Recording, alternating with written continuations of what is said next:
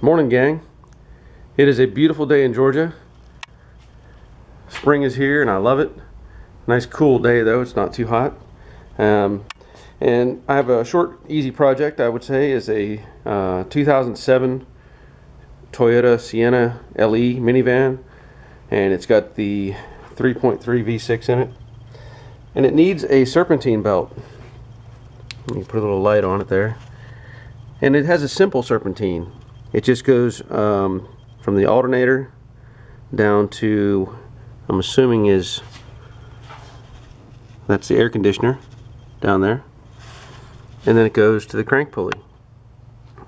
Very small belt. This one has been on here forever. This is still a Toyota belt. And let's see if I can show you this. The belt itself, I can't get my hand in there at the same time, but the belt itself is starting to separate into pieces. So this is a pretty easy fix that I think most people could probably handle.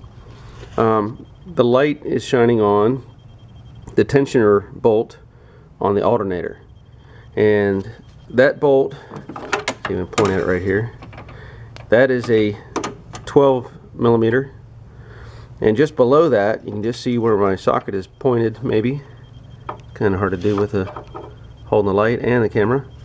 That bolt right there is also a 12 millimeter. That bolt holds tension on the alternator against the bracket, and this bolt puts tension on the belt.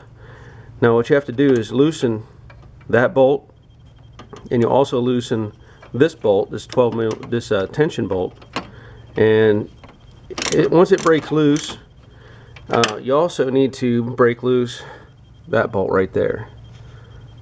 That's a 14 millimeter, and that holds the other end of the alternator. So with that bolt loose and that lower bolt and then the tensioner bolt loosened up, the alternator will slide down that direction and take tension off of the belt, and then the belt will slip off. So let me get those bolts all the way loose and I'll show you how that looks. Okay, once that bolt is released enough to where the alternator will pivot downward, the belt will come loose. You can slip it over the pulley. You can see that extra band there where it's separated, and then should be able to just snake it on out of there. Again, I'm trying to do this with one hand, so it's a little bit more challenging, but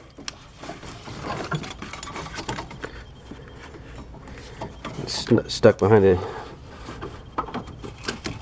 air conditioner pulley. Yep, I'll have to squeeze it around there. I'll need two hands for that, so let me get that out of the way. And there it is. This belt should have been changed a good while ago. It's not often you see them separate like that. And I had already picked up a belt to do the job, but I was confused. The owner told me it had a 3.5 in it, and that's a different belt. So I have to go back to the parts store and pick up another belt. No big deal, it's only a couple miles away. Alright, here's the belt I'm going to use. This is from Advanced Auto Parts. It's a DriveWorks belt, which is, it's not the name brand Gates or whatever other companies are out there, but they're good products. I haven't had any trouble with any of this stuff.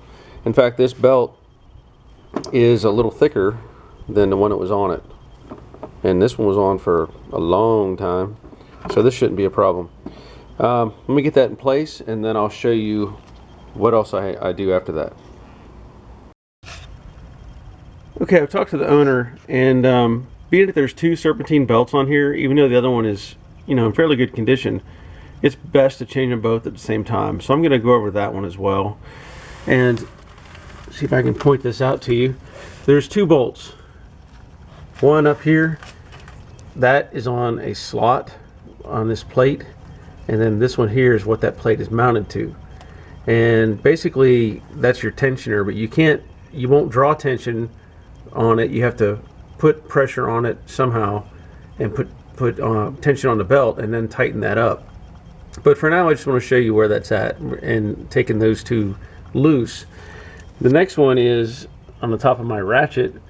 Hard to see, but it is a 12mm bolt, and I had to use a stubby socket and a real short extension. And what will happen is I'll break that bolt loose, and I'll be able to pivot the power steering pump and take tension off of the belt and then remove it. Okay, so I have the new belt in place, and I had to remove that bolt, the actual tension bolt, just because by pushing the pump up, it may have interfered with the length of the slot hitting. So just get that out of the way, and then I was able to push the pump up just a little bit further, get the belt on, and then pull it back down, put these bolts in place. Now what I need to do is get some tension on that before I tighten it up. Of course, I only have one hand right now, so I'm going to take what basically is just a jack handle, you know, just in one of these old jack handles, and I'm going to put pressure on the bracket, the assembly, like that, and that'll put some tension on that bolt, and then I can tighten that that bolt up, and that'll take care of the tension, and then I'll tighten up the other two bolts, and then I'll go back to finish the other belt. Okay, now that I have the power steering belt on, I did slip on the other belt, and I haven't tightened it up yet. There's still play in it. But again, I'll just go back and tighten up that tensioner and tighten up the two retaining bolts on the bracket, and that'll take care of this job. Overall, not that difficult. I think the belts, both belts together, DriveWorks brand, 35 bucks. So you can probably do it yourself if you have some simple tools, a jack and a jack stand.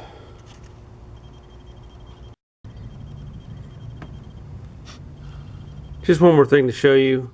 You know, when you tighten up these belts, you don't want them so tight that they don't move. So you can hopefully see, maybe from my angle here, this belt has some deflection to it, about a 1/2 inch, and that's good. You make it too tight, you're going to wear the belt out, maybe cause it to break prematurely, and you don't want that to happen. So, you know, just make sure you got some play in it, and then tighten everything else up, and you should be good to go.